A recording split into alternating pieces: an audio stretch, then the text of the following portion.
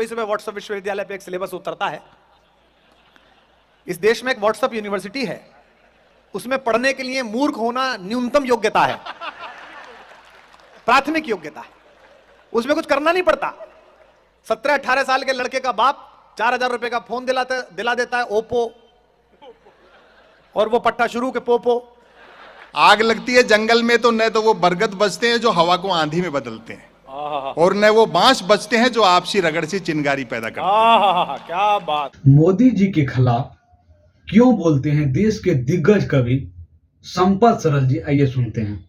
नमस्कार दोस्तों, मैं बबलू कुमार, आप देख रहे हैं क्रांतिकारी स्पेशल यूट्यूब चैनल। दोस्तों, राहत इंदौरी साहब के बेटे का एक लाइन याद आता है, सभी को ज्ञान बांटा जा रहा है, हिंदुस्तान बांटा जा रहा है, मंदिर मस्जिद करके सभी का ध्यान बांटा जा रहा है। दोस्तों, बचपन में पढ़े थे हिंदू मुस्लिम सिख ईसाई आपस में है भाई भाई। ये जो गोदी मीडिया है, इससे ये स्लोगन खत्म हो चुका है, गायब हो चुका है। इस भ्रष्टाचारी दौर में दिल खोल के इस करेंट सिचुएशन के आधार पर संपत सरल जी दिल खोल के बोलते हैं, बेबाक अंदाज में बोलते हैं। आइए सुनते हैं। सम्मेलन से आप ये सीख कर जाना कि आप किस जगह और किस राजनीति में पैदा हुए। देश में नरसिंह राव जी की सरकार थी, पूर्ण बहुमत की सरकार थी गठबंधन की। उसके बाद भी हमें जब जिनेवा में अपने पक्ष रखने का मौका मिला पाकिस्तान के सामने, तो कांग्रेसियों ने किसी कांग्रेसी को नहीं भेजा। सबसे अच्छा बोलने वाले हमारे कवि कुल के बड़े अटल बिहारी वाजपेयी को प्रतिनिधि बनाकर भेजा संयुक्त राष्ट्र संघ में। अटल जी का स्वास्थ्य खराब हो गया तो उनको इलाज कराना था, तो राजीव गांधी जी ने उन्हें बुलाकर कहा कि मैं आपसे ये आग्रह करता हूं कि आप कृपा पूर्वक सरकार के पैसे पर बाहर चले जाए। राजनीतिक कहेगा, राजनीतिक मरने दो, मेरा राज चलेगा। और यहां बैठे हुए अनेक पार्टी के लोग बैठे हैं, उनके कहना चाहता हूं, नेहरू से बड़ा हीरो तो पैदा नहीं हुआ था आजादी के बाद। आज बात अलग है कि सुबह सुबह व्हाट्सएप विश्वविद्यालय पे एक सिलेबस उतरता है। इस देश में एक व्हाट्सएप यूनिवर्सिटी है, उसमें पढ़ने के लिए मूर्ख होना न्यूनतम योग्यता है, प्राथमिक योग्यता है। उसमें कुछ करना नहीं पड़ता। 17-18 साल के लड़के का बाप 4000 रुपए का फोन दिला देता है, ओप्पो, और वो पट्टा शुरू के पोपो, और गांधी पे बात करता है। Can you believe? गांधी, 17-18 साल का लड़का गांधी को गाली देता है। यहां जवान लड़के बैठे हो तो उनसे कहता हूं, लातूर के बाहर खड़े हुए महाराष्ट्र पुलिस के दरोगा से जो वसूली कर रहा हो, जिस दिन उसकी आंख में आंख डाल के बात करने का साहस पैदा कर लो, उस दिन गांधी का नाम लेने की कोशिश करना। इतना बड़ा जादूगर पैदा किया इस देश। मैं तो आश्चर्य में हूं कि बोलते क्यों नहीं है कांग्रेस के लोग, बाकी लोग क्यों नहीं बोलते? सब किराए पे रख लो। हाँ, मतलब मैं पढ़ रहा था 1933 में गोलमेज सम्मेलन में बापू गए, जिस बात को कह के मैं संपत सरल को बुला रहा हूं, और मैं आशा करता हूं कि एक एक व्यक्ति इस पर मोहर लगाए जो आज मैं लातूर में कह के जा रहा हूं। 1933 में जब बापू गए तो ब्रिटेन के राजा से मिलने का समय तय हुआ, और ब्रिटेन का राजा ऐसा राजा नहीं था जैसी आज की महारानी है। 2/3 दुनिया का मालिक था, 2/3 दुनिया का, जिसको चाहे गर्दन काट दे, जिसको चाहे जमा करा दे। बापू से मिलने का समय हुआ। महाराज के एडीसी ने, सेक्रेटरी ने लेटर लिखकर भेजा बापू को कि फुल कोट पैंट और टाई में आए, ब्लैक या ग्रे रंग का कोट होना चाहिए, ये ड्रेस कोड है। लेकिन वो तो बापू, वो तो गुजरात का गांधी, भारत की आत्मा, स्टील की आत्मा। छाती का नाप तय नहीं था पर कलेजे की हिम्मत तय थी, इसलिए उसका नाम गांधी था। बापू मिलने के लिए गए, समय तय हुआ, बर्किंघम पैलेस में बग्गी उतरी तो एक धोती में हिंदुस्तान का फकीर लाठी लेकर अंदर। राजा को बताया गया कि वो तो कपड़े ही पहन के नहीं आया। राजा ने कहा चलो मिलके तो देखते हैं।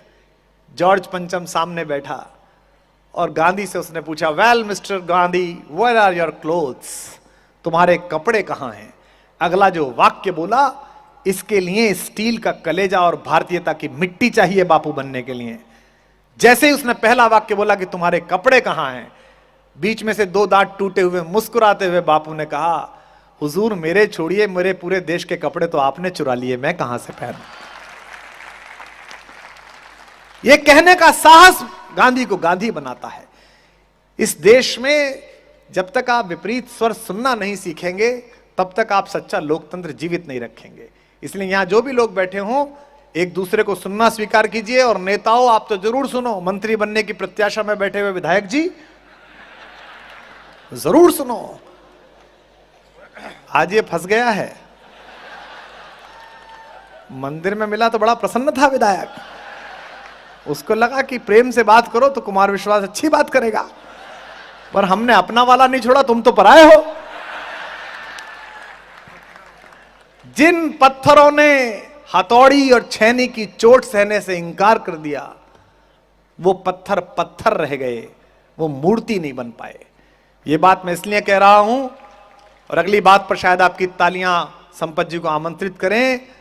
ये सब जानते हुए कि कुमार विश्वास कौन है और क्या बोलता है, ये सब जानते हुए कि आदरणीय पाटिल साहब जब गृह मंत्री थे तो राजनीति में विभिन्न प्रकार के विभेद में हमने इनके विषय में क्या क्या बोला है, हमने कितने कितने भाषण दिए और बयान दिए हैं, उसके बाद भी लातूर ने और इस परिवार ने हमें आमंत्रित किया है। इससे पता चलता है कि असली राजनेता क्या होता है, असली पहचान क्या होती है, असली स्वीकार क्या होता है।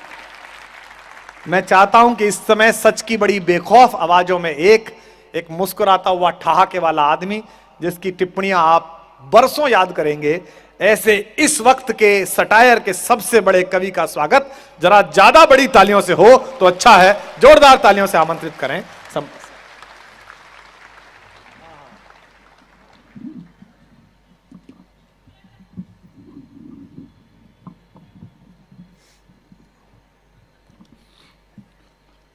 सम्माननीय पाटिल साहब और तमाम जो अग्रिम पंक्ति में महनीय लोग बैठे हैं और सभी श्रोताओं का अभिवादन।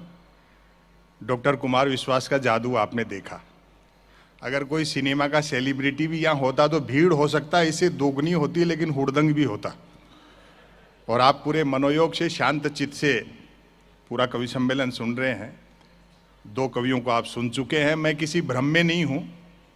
अब कवि सम्मेलन में वही लोग बचे हैं जो या तो डॉक्टर कुमार विश्वास को सुनना चाहते हैं या फिर जो दूसरों के साधन पर आए हैं।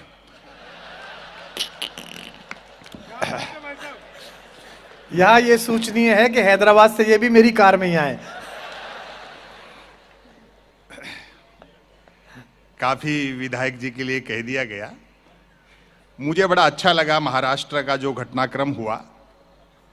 ये पहला मौका है जब चौकीदार का पाला किसी थानेदार से। सही बात है। हाँ। स्वस्थ लोकतंत्र में विपक्ष बहुत मजबूत होना चाहिए, और जब चुना हुआ विपक्ष कमजोर हो तो यह जिम्मेदारी बुद्धिजीवियों पर आ जाती है। बहुत अच्छे, बहुत अच्छे। मुझ पर और डॉक्टर कुमार विश्वास पर और तमाम कवियों पर, विशेषकर मुझ पर यह आरोप लगता है, कई लोग तो कहते भी हैं कि संपत सरल जी बैलेंस किया करो, आप एक तरफा क्यों बोलते हो। मैंने कहा जी बैलेंस करने के लिए ही तो एक तरफा बोलते हैं। आए हाय वाह। अच्छा है आपने बता दिया कि एनसीपी के विधायक हैं।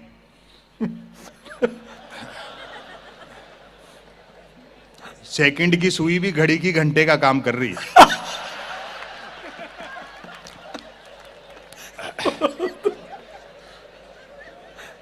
ये मोहब्बत रहनी चाहिए।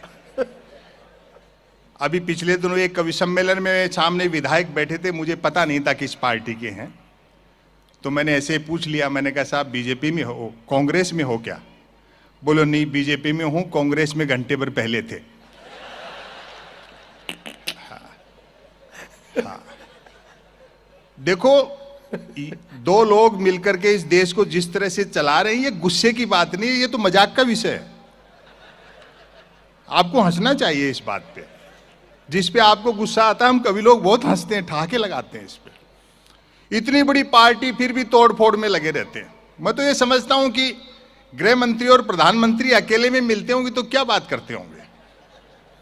बोले उसको तो पटक ही दिया, इसका ये कर देंगे, उसका वैसे कर ही जाएगा।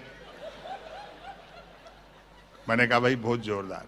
जिस तरह से विरोधी पार्टियों में इतनी बहुमत के बावजूद तोड़फोड़ कर रहे हैं, कहीं ऐसा नहीं हो कि 2024 के चुनाव में बीजेपी का चुनाव चिन्ह हाथ के पंजे में कमल का फूल। हाँ। लेकिन पाटिल साहब, निराश होने की बात नहीं है। तमाम लोग जो बैठे हैं कि होके मायूस ना आंगन से उखाड़ो पौधे, धूप बरसी है तो बारिश भी यहीं पर होगी। चीजें बदलती रहती हैं। हम पर अक्सर आरोप लगता है कि हम कवि लोग आलोचना करते हैं, देश की बुराई करते हैं। अभी मैं कल दुबई से ही आ रहा हूं, बहुत दुखी हैं वहां के लोग। पूरे 7-8 घंटे में वहां रहा, एक गाड़ी का हॉर्न नहीं सुना। पता नहीं इतनी शांति में कैसे रह लेते। यहां तो स्पीड ब्रेकर आ जाए तो भी हॉर्न बजाते हैं। बहुत अच्छे भाई, संपत भाई जिंदाबाद। 1 मिनट बिजली नहीं जाती। वो बेचारे क्या जाने बिजली आने का क्या सुख होता है।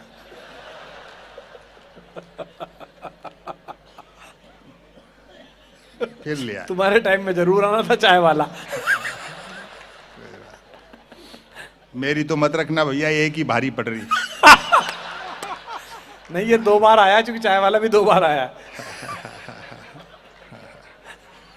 ये सब चलता रहता है। हम कोई किसी की बुराई नहीं करते। इस देश पर उतनी मोहब्बत हमको भी है जितनी किसी देशभक्त को होती है। बहुत अच्छा। हाँ, हम तो आईना दिखाते हैं, उल्टा वो ज्यादा अच्छा है। वरना इस राष्ट्र पर हमें भी गर्व है। और खुशी की बात है कि पिछले 5-6 साल में तो इतना काम हुआ है कि भारत फिर से विश्व गुरु होने में है। अच्छा। लगभग आउटर पर खड़ा है। और वैसे भी उस देश को विश्व गुरु होने से कौन रोक सकता है जिसकी जेलों तक में संत महात्मा रहते हो। भाई जिंदाबाद संपत, क्या बात है, वाह। हाँ, क्या व्यंग है। जो मुद्दे सुलझाने के नाम पे मेरे ख्याल से उलझाए जा रहे हैं, उनका मूल्यांकन समय करेगा। अभी जैसे धारा 370 का मैटर हुआ, ये चीजें भी भविष्य बताएगा कि कितना सही है कितना गलत है। बैंड तो हमारी शादी में भी बहुत जोरदार बजा था।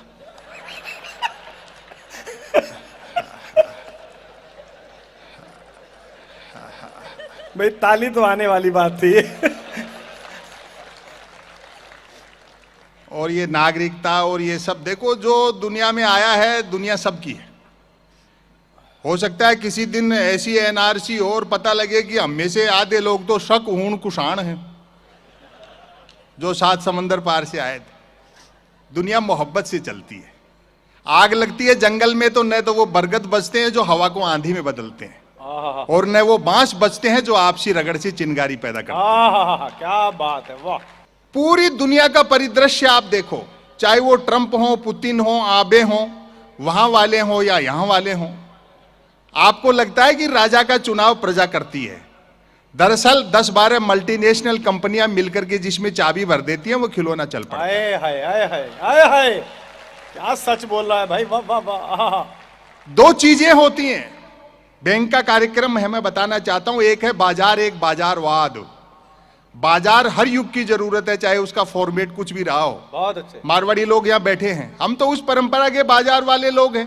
दुकान के दरवाजे पर शुभ लाभ लिखा रहता था, यानी लाभ तो हो लेकिन शुभ हो। क्या बढ़िया बात कही है, वाह। अब तो चीजें बहुत बदल गई। चालाक अर्थशास्त्रियों ने सारे समीकरण उलट पलट कर दिए, चुंबक के गुण बाजार में भर दिए और मनुष्य। वीडियो में पहले से देख रहा हूं, जो बेबाक अंदाज इसके कविताओं में है, वही बेबाक अंदाज पॉलिटिकल मुद्दों पर भी बेबाक अंदाज में बोलते हैं।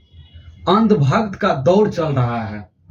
8-10 मल्टी कंपनियां हैं इस देश को चला रही है।